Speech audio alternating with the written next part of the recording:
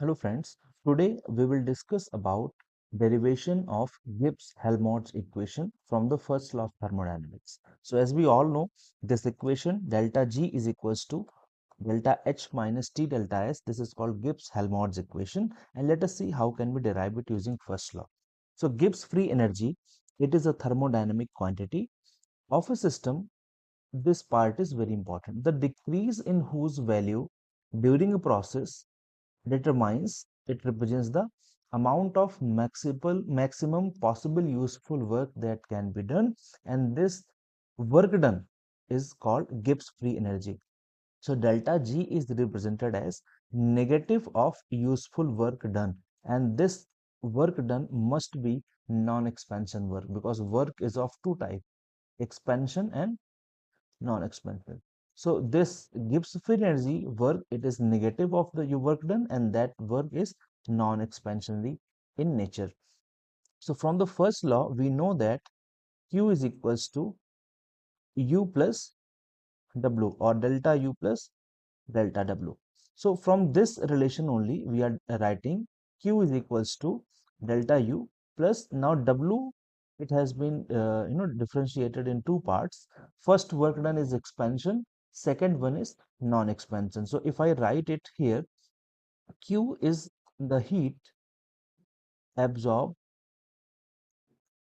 heat absorbed by the system,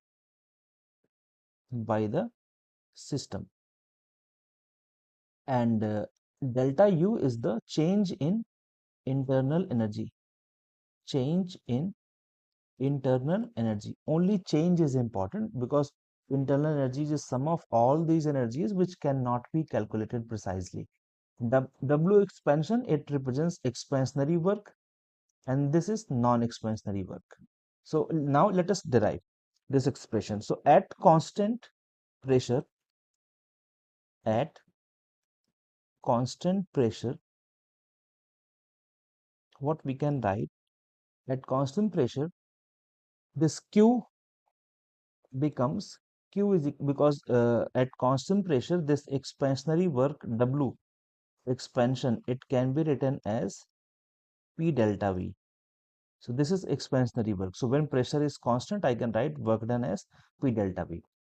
So Q can be represented as Q is equals to delta U plus, now at this place W expansion, I can write P delta V at constant pressure, P delta V plus this work done, which is non-expansionary from this equation.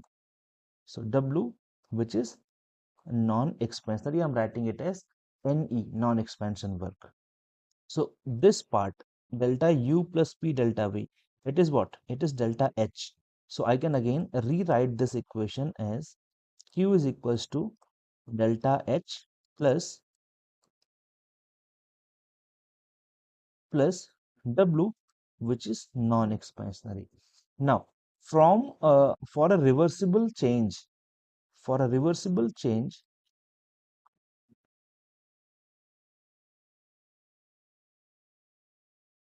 for a reversible change, I can write at constant temperature,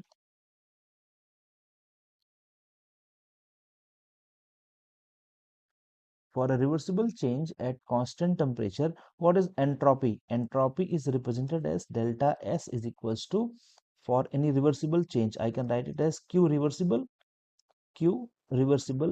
by T, whereas this delta S is entropy, measure of randomness. So from here, what I can write, this Q reversible, I can represent it as E delta S. So this is your equation number 2, and this equation I can write it as equation number 1. So this Q, put the value of Q from equation 2 to equation 1, then what I can write it as T delta S, because Q reversible is equals to T delta S. So I can write T delta S is equals to delta H plus work done, which is non-expansion. So work done, non-expansion.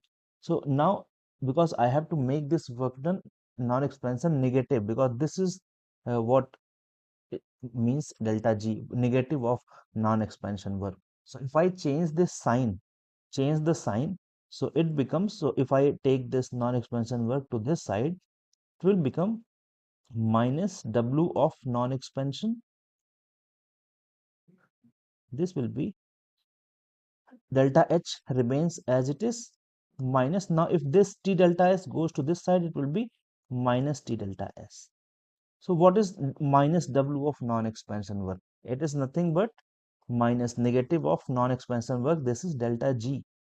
So at the place of minus W non-expansion, I can write delta G is equals to delta H minus T delta S. So this is the final equation that we have, Gibbs-Helmholtz equation. So in this way, we can derive it from the first law of thermodynamics. Okay, again, if I have to relate it with the feasibility of any electrochemical cell. So what is spontaneity or feasibility of a cell? So Gibbs free energy, actually it has no significance. Only change in Gibbs free energy is important. That means delta G is important. It is important. As such, G has no significance. So what is delta G? I just explained.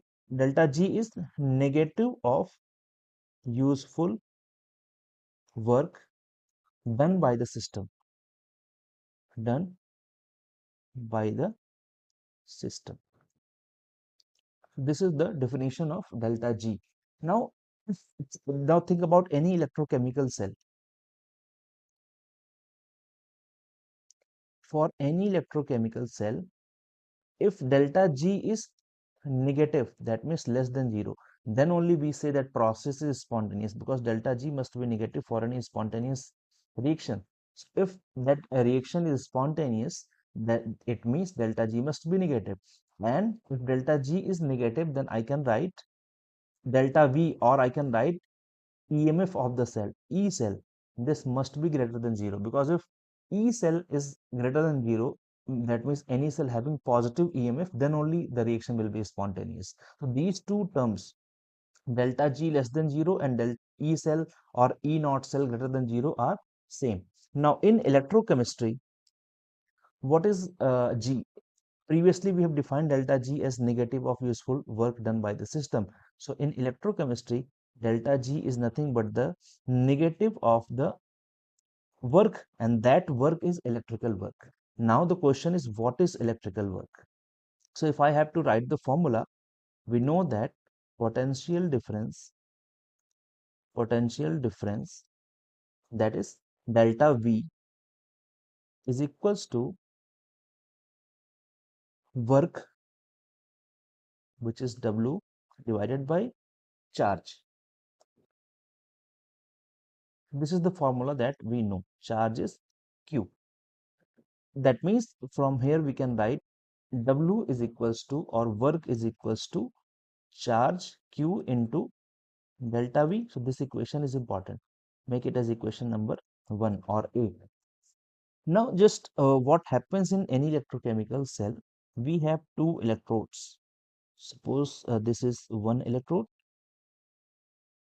and this is another electrode. So these two electrodes are there. This side, on left side we have anode, this side we have cathode. So from anode to cathode, electrons are moving. Okay, so let us assume how many electrons are moving. Let us assume n moles of electrons are moving. N mole of electrons are moving from cathode to anode. So total charge will be, because I need to calculate this Q. So Q is what? Charge. So if I have to calculate total charge is Q. So this Q will be what? Charge on one electron. What is the charge on one electron? Multiplied by total number of electrons. Total number of electrons. So we know that charge on one electron is 1.6 into or it is 1.602. I am taking it as 1.6 into 10 to the power minus 19 coulomb. This is the charge on one electron. And how many electrons are there? Total number of electrons. So I have assumed it to be n mole of electrons. So n mole of electron means n multiplied by what is the electron present in 1 mole? 6.022 into 10 to the power 23, Avogadro number. So when we multiply this number, we get, so 1.6 into 10 power minus 19 and plus 23. So when we multiply, we get this number. N will remain as such. N into this number comes out to be 9648. It comes out to be somewhere 486 or 480. So roughly we take this number as 96500. 96500 into n. So this is nothing but total charge. So this number you must have read this number 96500. So it is nothing but charge on one electron multiplied by total 1 mole of electron. So total number of electrons. So we can write this is Q and this number 96500 coulomb. This is coulomb. So 96500 coulomb is called 1 Faraday. 1 Faraday is equals to 96500 coulomb. So 96500 coulomb is written as 1 Faraday. So so this is 1 Faraday. Total n are present. So we write it is as Q is equals to NF. Q is equals to NF. So from after this, so up to this, it should be clear to everyone. Now, Q is equals to NF. We have derived this. Q is equals to NF. Now, what is delta G? Delta G is equals to minus of W. So we can write delta G is equals to minus of W. We have just calculated it is minus Q into delta V. Minus Q into delta V. And since we know that Q is equals to NF from this equation, so I can put this value Q is equals to minus, at the place of Q I am writing NF into delta V. So delta V is what? Potential difference. Delta V is what? It is potential difference. It is potential difference. So potential difference across the electrode. Across the electrode, which is nothing but EMF of the cell. This is just EMF of the cell. So for delta G, I can write minus NF at the place of delta V. I can write EMF of the cell, that is E cell. So that is why we get delta G is equals to minus NFE. So at standard condition, we write delta G naught is equals to minus NF E naught of the cell. So this equation which we use in electrochemistry is mainly coming from that thermodynamics 11.